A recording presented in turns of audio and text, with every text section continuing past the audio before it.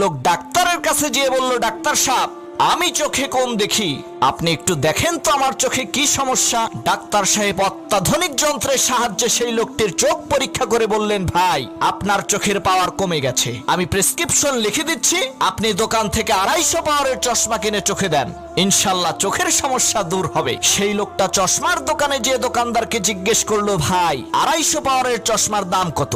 দোকানদার বলল, ভাই, আপনি 200, 250 অথবা 500 যে পাওয়ারের চশমাই নেন না কেন, দাম 1000 টাকা। লোকটা ছিল খুবই বুদ্ধিমান, সে চিন্তা করলো, দাম যেহেতু একই, তাহলে কম পাওয়ারের চশমা নিয়ে লাভ কি, বেশি পাওয়ারেরটাই নিয়ে যাই। সেই লোক 500 পাওয়ারের চশমা কিনে চোখে দিয়ে বাড়ির পথ ধরলো। পথিমধ্যে ছিল বড় একটি গর্ত। লোকটা চশমার পাওয়ারের কারণে গর্তটিকে দেখলো একেবারে ছোট, তাই গর্তটি পার হওয়ার জন্য সে দিল এক লাফ। ভাগ্যের কি নির্মম পরিহাস, উপর হয়ে গর্তের মধ্যে পড়ে যেয়ে তার দাঁত ভেঙে গেল।